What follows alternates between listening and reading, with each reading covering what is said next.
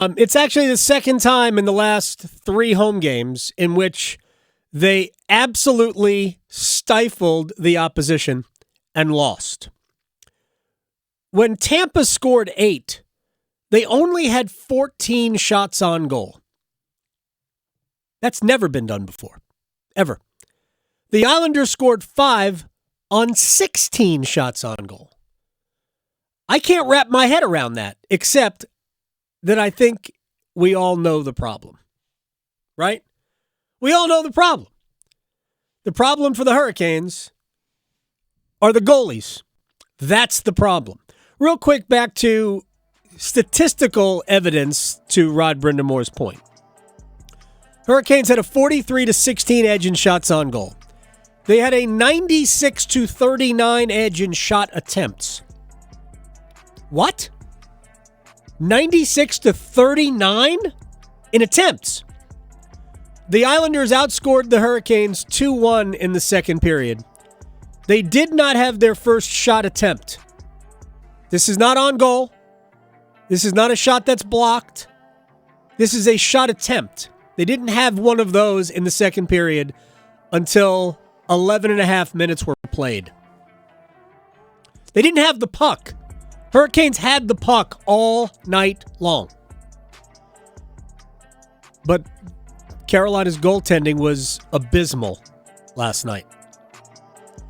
I can make the argument that Pyotr Kochetkov should have had at least 3 of the goals. Should have had 3 goals of those 3. You want to give him the last one because it's a one-timer from relative, close range. It's basically at the left face-off circle on a 2-on-1 play or a give-and-go play with Noah Dobson and Matt Barzal. You want to say, all right, yeah, we'll give him a pass on that? Fine. You want to give him the pass on the power play goal that Kyle Palmieri scored on a deflection from really just a high flip. Just a chest high, maybe a little bit lower than that, wrist shot that you should have seen the entire way. You want to give him a pass on that one because it was deflected down and then kind of just found its way through like water finds its way through a crack? All right, I'll give you that. But feel free to stop the other 3, in my opinion. And that's the problem with the Hurricanes.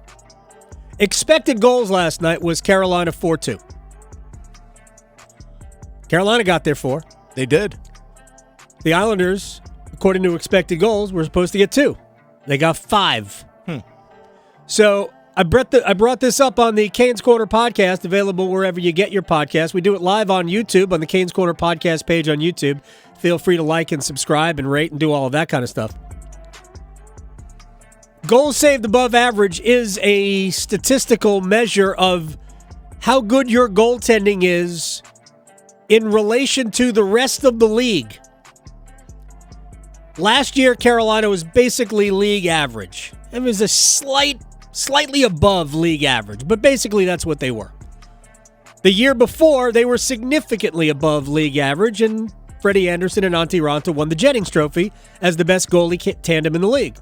The year before that, the pandemic goofy Central Division days, Alex Nedeljkovic, James Reimer, and Peter Mrazek were also significantly above league average as a trio. The 2 previous years, Carolina was basically league average, maybe a little above. This year, the Hurricanes have the second worst goaltending in the sport. Only Edmonton's is worse. And we saw that up close a week ago. That we did. Right? We saw that up close a week ago. And I didn't even blame their goaltending as much as I blamed their awful defense. Well, yeah. Last night was not on Carolina's defense. Did Carolina make mistakes? Yep, they did.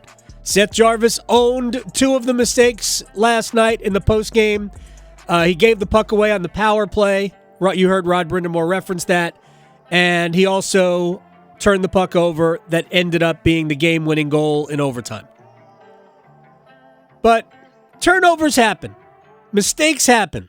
Your goaltenders are there to bail you out of them, and Pyotr Kochetkov just didn't last night. And frankly, Carolina's goaltending right now, in that stat I mentioned, goals saved above average. If Carolina could just be 0, that would be fine. They are, through 22 games, minus 16.5. I can't even fathom that number, and the Hurricanes are still in a playoff position. That's basically they're giving up almost one more goal per game than they're supposed to be. Yep. That's exactly right. Okay. It's staggeringly bad.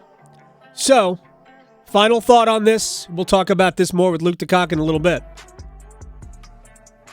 How long until... Because there's no way they don't realize this as well. There's no possible way that the front office, Rod Brindamore, watch these games and go, all we need is solid. We don't need great. We need decent goaltending. You see league average goaltending. And we're not getting it right now. There's no way they can look at it and say, okay, we'll be fine. We'll be fine. That is a leap of faith. Maybe they wait long enough until they're out of a playoff spot. But heck, that could happen on the road trip coming up, where they're play 6 in a row away from home, 4 in Western Canada, and then they finish the road trip with Ottawa and Detroit. So what are they going to do about it? Because there are no internal solutions. Freddie Andersen isn't coming back anytime soon. In my opinion, Kochetkov is either not yet ready to be a starting NHL goaltender, or he's not that good. Just flat out. If we give him the benefit of the doubt and just say he's not ready, okay, who is? We know that Antti Raanta can't play on a regular basis. He can't play. He can't be your number one. He will not hold up. I love Antti, and he hasn't been great either, by the way. But I trust him more than I trust Kochetkov at this point, and that is a problem.